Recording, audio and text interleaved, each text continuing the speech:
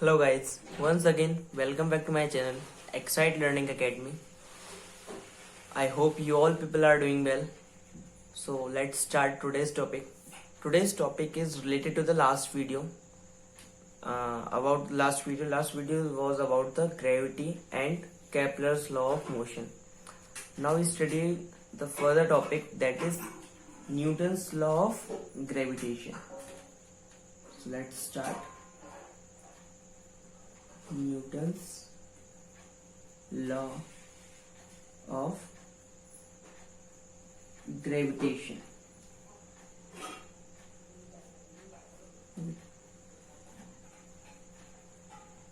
So in 1686 Newton stated that in our universe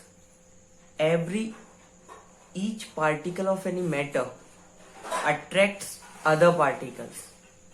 Okay, what has Newton told that? That Newton has told that each particle of any matter attracts other particle.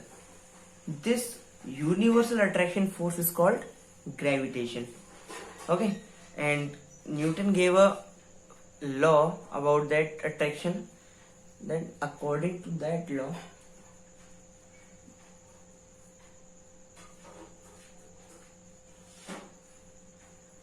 Newton's law, the force of attraction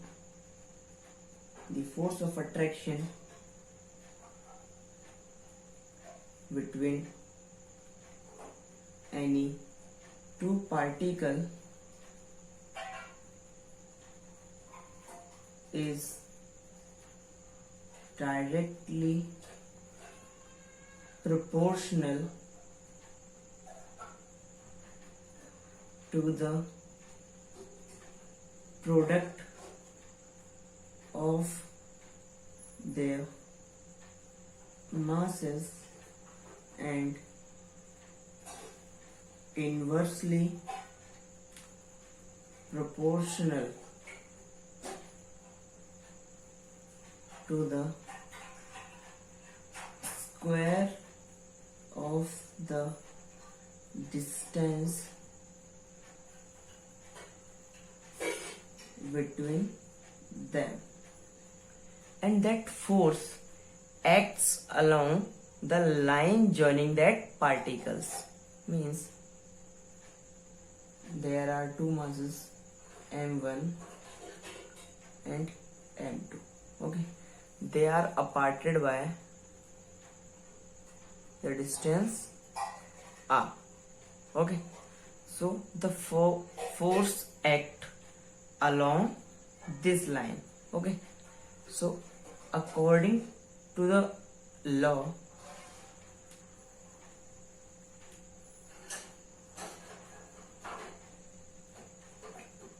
force is directly proportional to the product of masses. Means the product of mass is directly proportional to the force.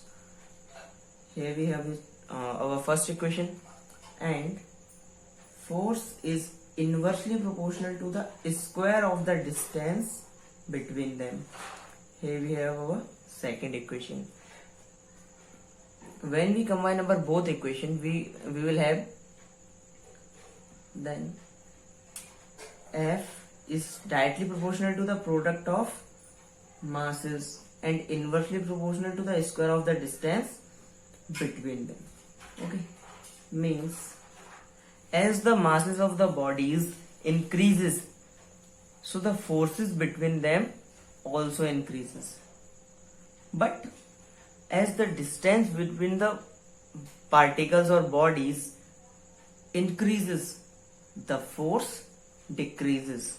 That is why these both are the distance that are the distance between particles is inversely proportional to the force. Okay, so as the distance increases, the force decreases. between the particles.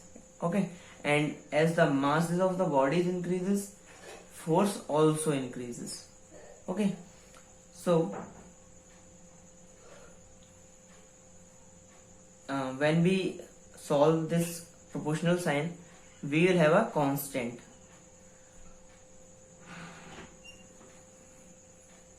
Then F is equals to capital G m1 m2 over r square. Okay, where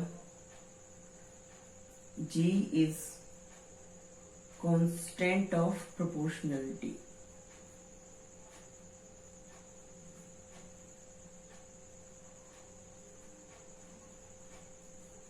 And is called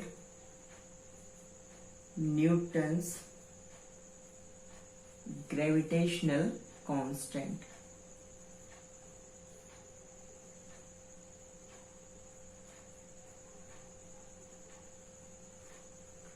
This capital G is independent of the mass, nature of particle, medium, time, place, and etc. So this G is independent of all other physical terms. So this G is also called universal constant.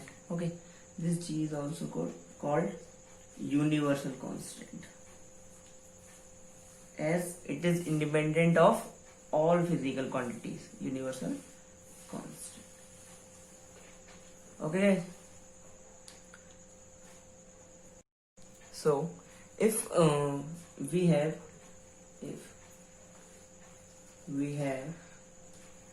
m1 is equals to m2, which is equals to 1 kg, and both the mass are separated by 1 meter, then we will have F is equals to G.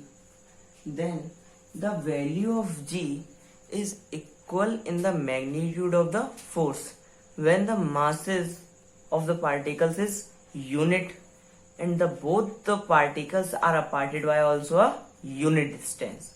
Then we will have F is equals to G. So from the Newton's formula, we will have G is equals to F R square over m1 m2. Here unit of G is force is calculated in Newton, distance in meter, so meter square, and mass is in kilogram, so kilogram square. So unit of G is Newton meter square per kilogram square. Okay, or we can also write it like Newton meter square kg minus 2. Okay, so it is the unit of the G, capital G. Now the dimension formula.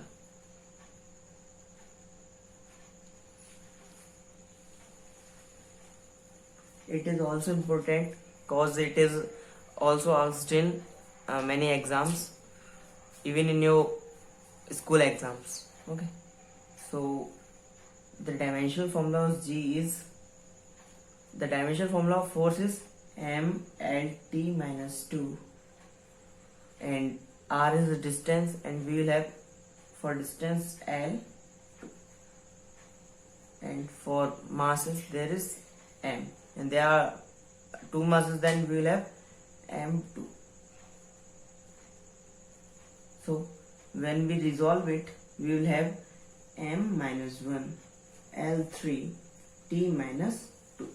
This is the dimensional formula of capital G, that is universal constant, that is M minus 1 L3 T minus 2. Okay, so next is value of G. Okay, the value of G is 6.67 into 10 to the power minus 11 Newton meter square per kilogram. Okay. So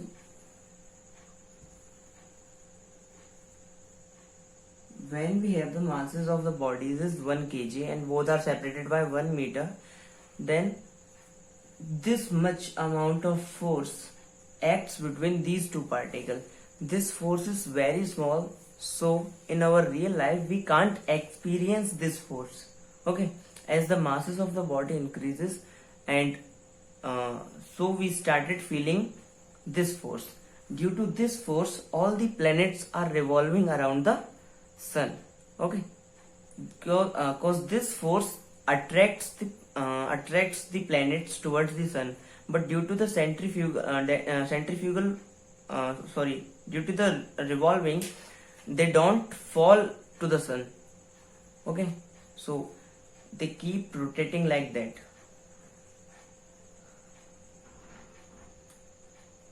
On a circular path. The tendency of any planet is to go like tangential way. Okay, according to the uniform circular motion. Okay, but the centrifugal force acts on the planet towards the sun. That's why it always revolved in a orbit. Okay,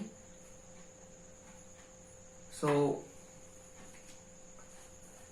this is the Newton's law of gravitation. Now next is comparison of gravitational forces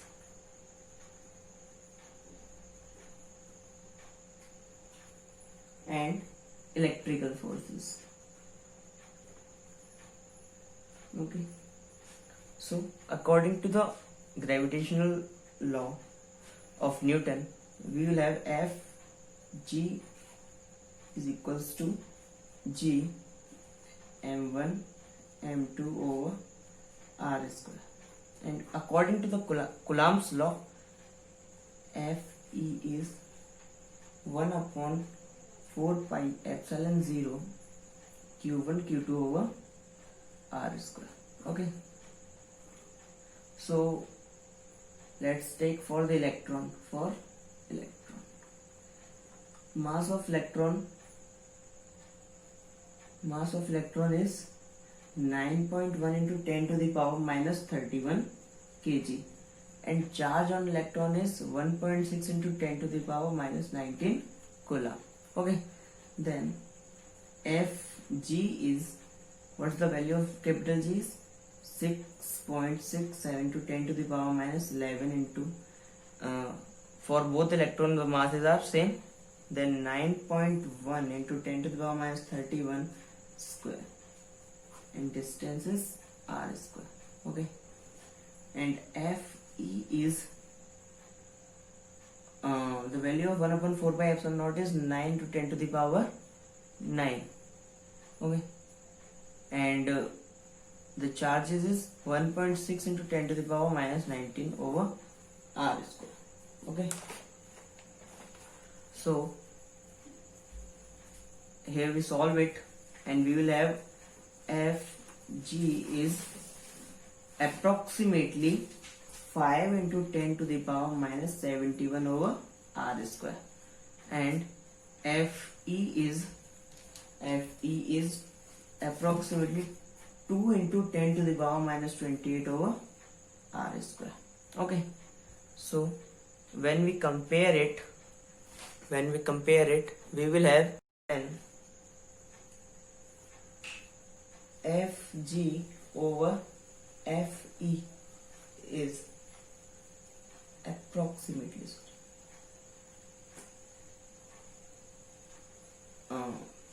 let's say 10 to the power minus 71 approximately, and 10 to the power minus 28. Okay, all the other numbers are resolved and cut out from the equation, and we will also have 2.5. Okay, then Fg over Fe is approximately is equals to 2.5 into 10 to the power minus 43. Then Fe is approximately equals to 2.5 into 10 to the power 43 of Fg. Means the electrical force is this much time greater than the gravitational force. Okay, means gravitational force is very less than the electrical force. Electrical force attracts or repels. There is also one difference, that gravitational force is always attractive. Force is always attractive, but electrical force can be attractive as well as repulsive. Okay, and electrical force is much greater than gravitational force. Okay guys, so I hope you all understand the Newton's law of gravitation and comparison between these forces. So if you like the video, please like, share or subscribe. Thank you. Stay safe, stay blessed.